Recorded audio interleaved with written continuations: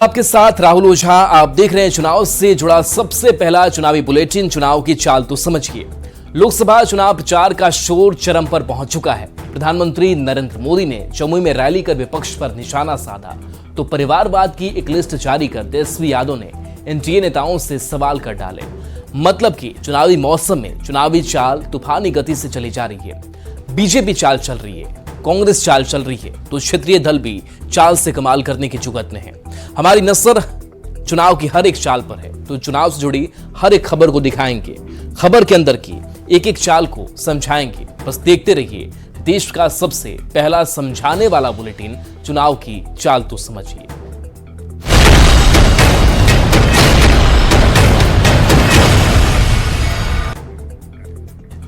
प्रधानमंत्री नरेंद्र मोदी ने जमुई की धरती से चुनाव प्रचार का एक बार फिर से आगाज किया। जमुई के खैरा मैदान से पीएम ने हुंकार भरी। आरजेडी कांग्रेस के शासनकाल पीएम ने किस तरह से पलटवार किया, इस रिपोर्ट के जरिए समझिए।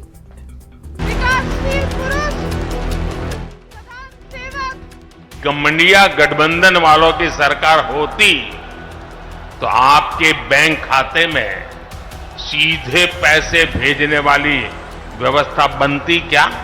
जमुई की धरती से प्रधानमंत्री नरेंद्र मोदी ने बिहार में 2024 लोकसभा चुनाव के प्रचार का आगाज कर दिया। पीएम मोदी इससे पहले के चुनाव में भी जमुई से ही चुनावी शंखनाद करते रहे। ऐसे में जब गुरुवार को पीएम मोदी जमुई के मंच पर आए तो माहौल मोदीमय हो गया।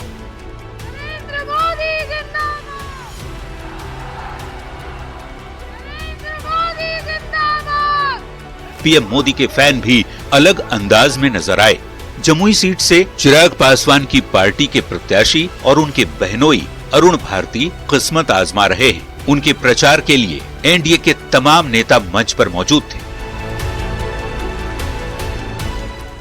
प्रधानमंत्री नरेंद्र मोदी ने अपने भाषण की शुरुआत बिहार की धरती के महापुरुषों का बखान करते हुए किया और संदेश देने की कोशिश की कि आज का भारत कमजोर नहीं, प्रहार करने वाला है। भारत वही महान पाटलिपुत्र और मगध वाला भारत है। भारत वही चंद्रगुप्त मौर्य वाला भारत है। आज का भारत घर में घुसकर मारता है।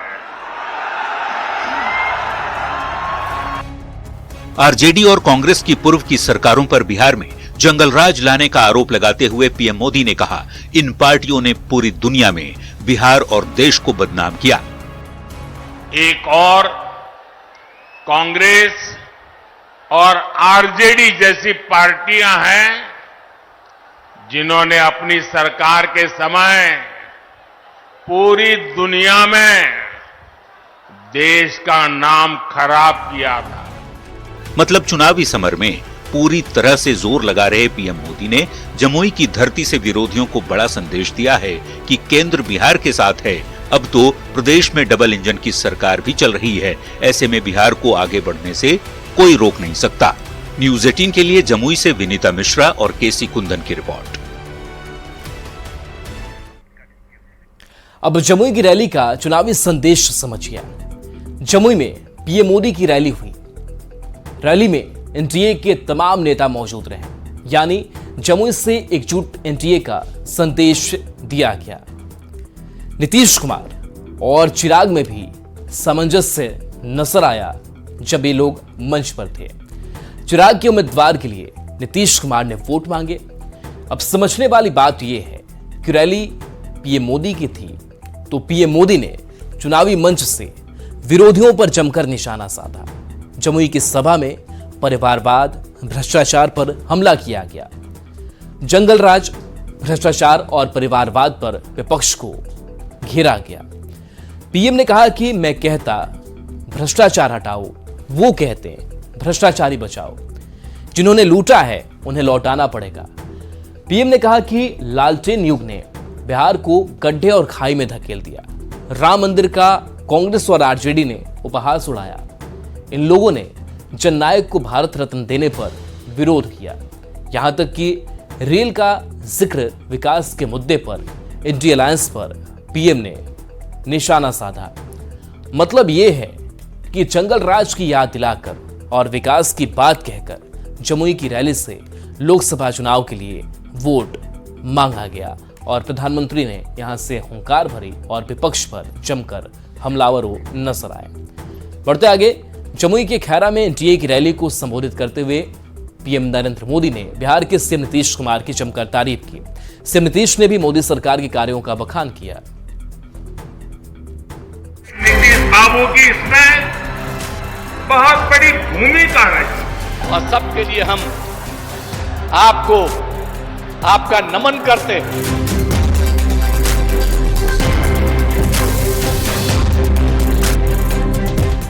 नरेंद्र मोदी और नीतीश कुमार देश के दो ऐसे नेता जिनके संबंध भले ही कभी नीम नीम कभी शहद शहद जैसे रहे हों, लेकिन सोच हमेशा एक सी रही है और वो सोच है विकास की।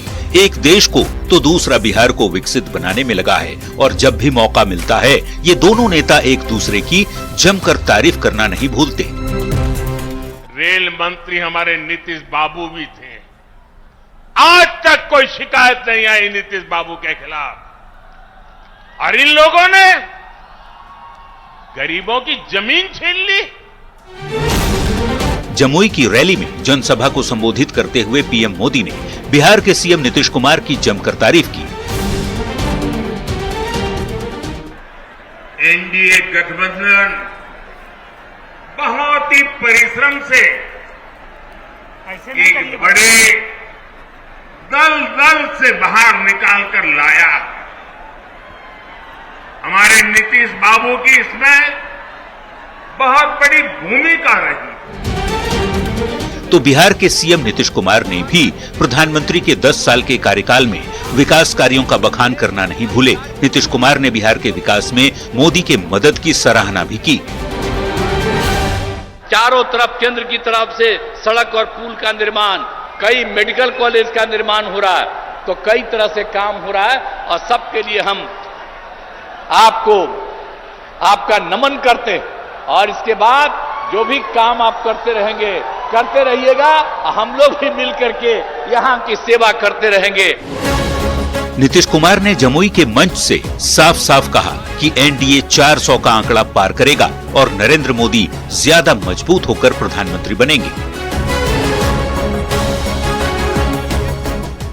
आदरणीय प्रधानमंत्री जी फिर से प्रधानमंत्री होंगे, लेकिन अब हम लोगों का आग्रह है, यही उम्मीद है कि इस बार 400 से भी ज्यादा जीतेंगे, तो उतना ज्यादा होकर के और खूब काम होगा। नरेंद्र मोदी और नीतीश कुमार में समानता यही है कि दोनों पर न तो कभी भ्रष्टाचार के आरोप लगे, न ही परिवारवाद के। राज्य में फिर से एनडीए सरकार बनने के बाद बिहार में पीएम मोदी की 3 जनसभा हुई और तीनों ही रैलियों में पीएम मोदी और सीएम नीतीश की जबरदस्त बॉन्डिंग देखने को मिली। न्यूज 18 के लिए जमुई से विनीता मिश्रा और केसी कुंदन की रिपोर्ट। नरेंद्र मोदी जिंदाबाद। अब मंच पर मोदी नीतीश की बॉन्डिंग को समझिए। नरेंद्र मोदी भारत के सबसे पॉपुलर नेता हैं।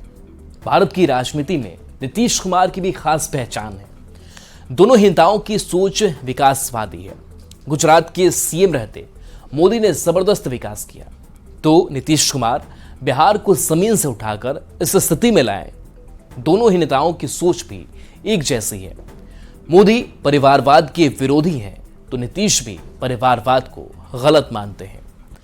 मोदी का भ्रष्टाचार के खिलाफ आक्रामक तेवर रहता है, तो इतने लंबे समय तक बिहार का सीएम रहने के बाद भी नीतीश के दामन पर कोई दाग नहीं है।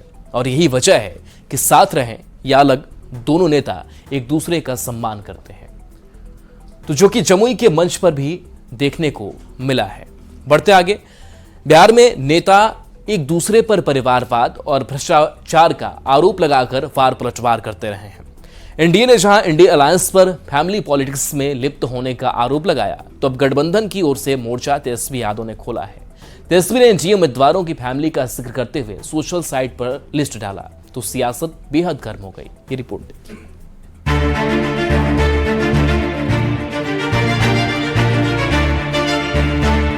लोकसभा चुनाव से पहले लगातार नेता एक दूसरे पर हमले कर रहे हैं। एनडीए गठबंधन के नेता इंडिया अलायंस पर भ्रष्टाचार के साथ ही परिवारवाद को लेकर निशाना साध रहे हैं, तो अब विरोधी दलों की ओर से मोर्चा तेजस्वी यादव ने खोला है। तेजस्वी ने एनडीए के परिवारवाद पर निशाना साधते हुए अपने सोशल साइट एक्स पर पोस्ट कर लिखा कि पीएम मोदी जी जिन 4 सीटों का प्रचार करने बिहार आ रहे हैं, उन चारों सीट पर 100% उम्मीदवार परिवारवादी हैं। तेजस्वी यादव ने बाकायदा पहले चरण में होने वाली 4 सीट के एनडीए प्रत्याशियों के परिवार वालों की लिस्ट भी जारी की।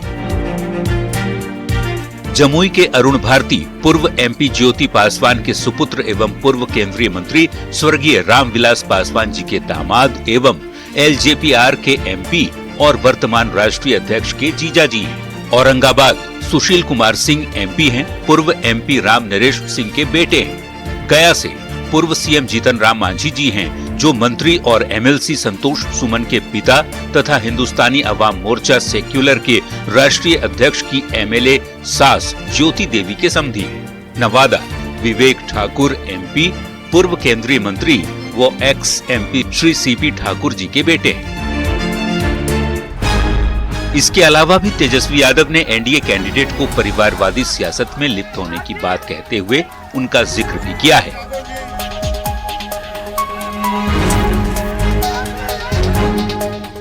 तेजस्वी के आरोपों पर एनडीए की ओर से पलटवार किया जा रहा है। चिराग पासवान और अशोक चौधरी क्या कह रहे हैं, जरा सुन लीजिए।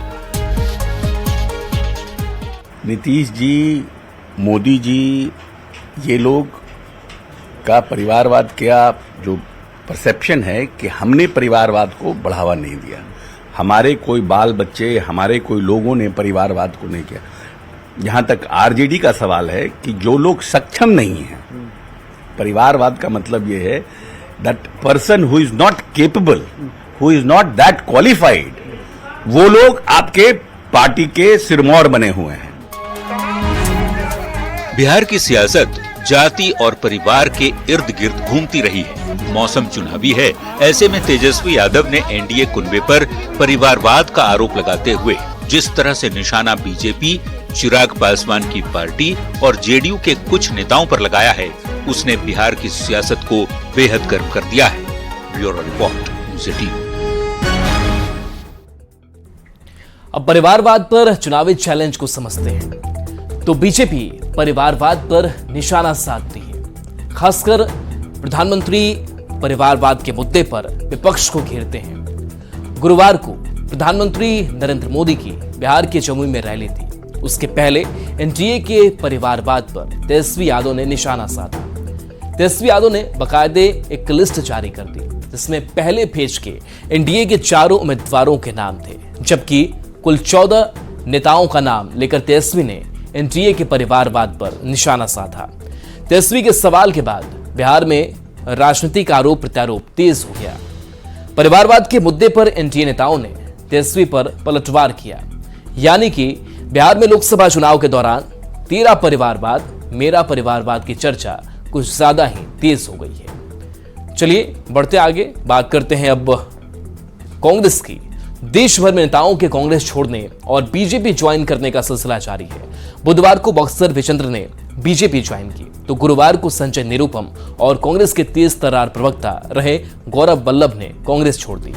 गौरव वल्लभ ने बीजेपी ज्वाइन करते समय कांग्रेस पर बहुत ही तीखा हमला बोला।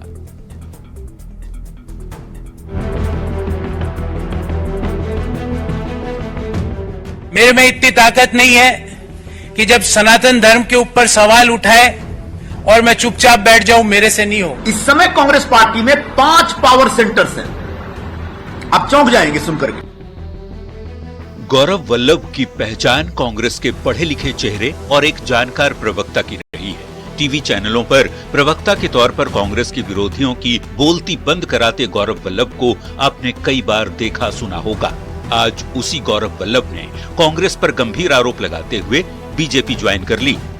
मैंने प्रमुख कारण यह बताया कि मेरे में इतनी ताकत नहीं है कि मैं सुबह से शाम बैठकर वेल्थ क्रिएटर्स को गाली देता फिरूं, मैं नहीं दे सकता।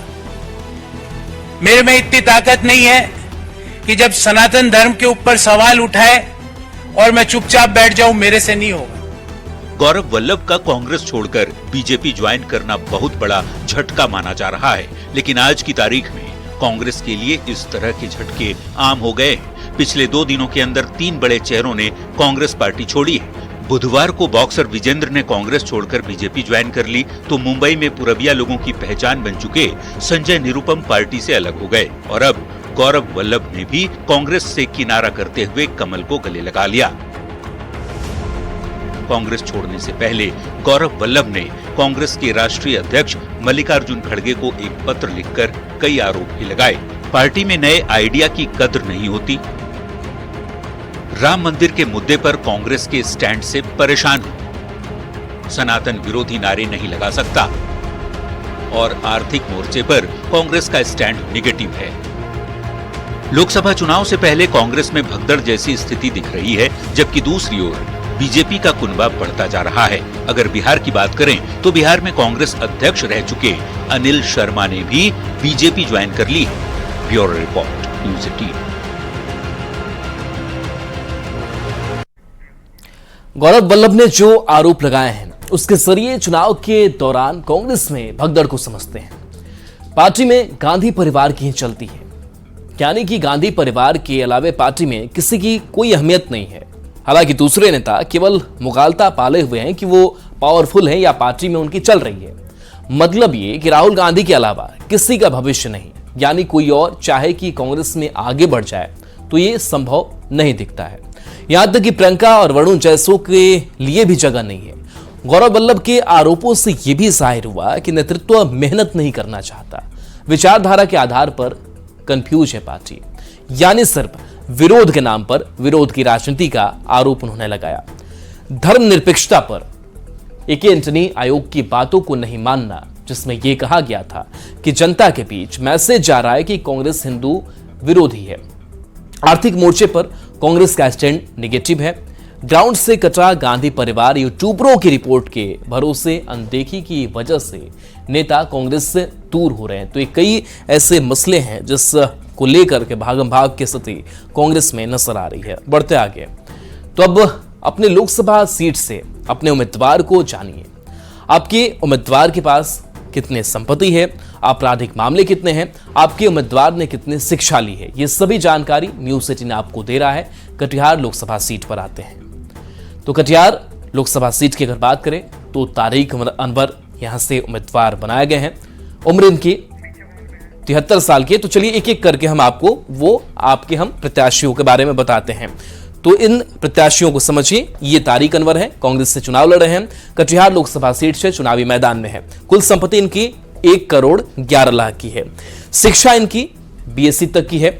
दूसरी तरफ आपराधिक मामले की अगर बात करें तो इन पर कोई आपराधिक मामला दर्ज नहीं है। उम्र इनकी 73 साल है। अब चलिए आगे बढ़ेंगे, कुछ और प्रत्याशियों के बारे में भी जानेंगे। तो ये हैं डॉक्टर जावेद, कांग्रेस से चुनावी मैदान में है और किशनगंज लोकसभा सीट से चुनाव लड़ रहे हैं। कुल संपत्ति इनकी 4 करोड़ 65 लाख रुपए है। शिक्षा MBBS की पढ़ाई इन्होंने की है। आपराधिक मामले इन पर भी कोई नहीं है। उम्र इनकी 60 साल है। दूसरे प्रत्याशी को देखते हैं कि दूसरे प्रत्याशी कौन है। तो ये है गिरिधारी यादव, JDU से चुनावी मैदान में है। बांका लोकसभा सीट JDU के पास है। कुल संपत्ति गिरधारी यादव की 4 करोड़ 41 लाख रुपए। शिक्षा इनकी MA और LLB की भी इनकी डिग्री है। आपराधिक मामले एक भी नहीं है, यानी कि शून्य है। उम्र इनकी 63 साल की है। दूसरे कैंडिडेट पर हम बात करते हैं। तो ये वो कुछ कैंडिडेट हैं जिनके बारे में आप जानना चाहते हैं और आप समझना चाहते हैं कि आखिर आपके प्रत्याशी कौन है और कितने पढ़े लिखे हैं, आपराधिक मामले उन पर क्या कितने हैं। बढ़ते हैं आगे। आइए अब चलते हैं और चलते चलते अपने खास बुलेटिन चुनाव की चाल तो समझिए में देख लेते हैं पूर्णिया लोकसभा सीट का इतिहास और सामाजिक समीकरण।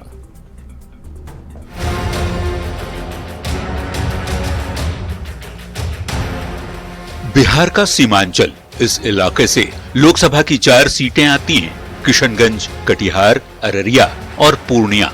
पूर्णिया पूर्वोत्तर बिहार का सबसे बड़ा शहर है, जहां से नेपाल और पूर्वोत्तर भारत की ओर जाने का रास्ता गुजरता है। 1971 तक कांग्रेस की सीट रही पूर्णिया का प्रतिनिधित्व कई चर्चित नेता कर चुके हैं, चाहे वो स्वतंत्रता सेनानी फणी गोपाल सेन गुप्ता हों, संविधान सभा के सदस्य मोहम्मद ताहिर हों, सीमांचल के कद्दावर नेता मोहम्मद तस्लीमुद्दीन हों या फिर हों बाहुबली नेता पप्पू यादव। 2024 के लोकसभा चुनाव में पूर्णिया की लड़ाई दिलचस्प मोड़ पर आ चुकी है। एनडीए के उम्मीदवार के तौर पर एक बार फिर जेडीयू के संतोष कुशवाहा मैदान में हैं, तो इंडिया अलायंस की ओर से आरजेडी की बीमा भारती चुनाव मैदान में ताल ठोक रही है। इस सीधी लड़ाई को पप्पू यादव ने नॉमिनेशन कर त्रिकोणीय बना दिया है। पप्पू यादव इस सीट से 3 बार सांसद रहे। 1995 में निर्दलीय, 1996 में समाजवादी पार्टी की टिकट पर और 1999 में निर्दलीय उम्मीदवार के तौर पर चुनाव जीते। पूर्णिया सीट पर मतदाताओं की यदि बात करें तो यहाँ कुल वोटर 18,90,597 है। पुरुष मतदाता 9,74,762, जबकि महिला वोटर 9,15,762 हैं, जबकि ट्रांसजेंडर वोटर 73 हैं।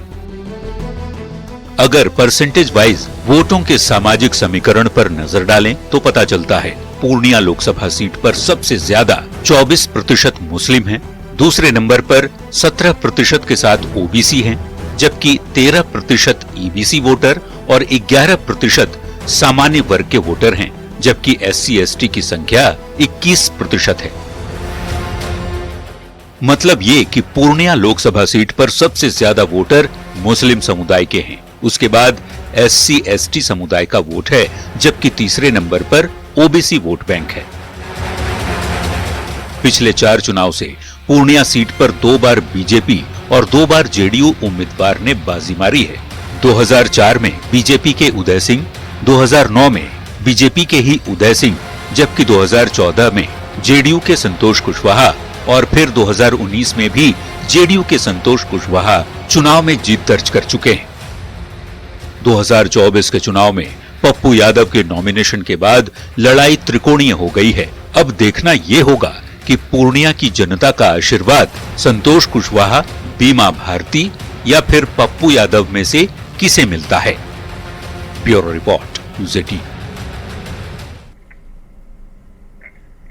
और चलिए न्यूज़ 18 बिहार झारखंड पर खबरें आपके लिए लगातार जारी है।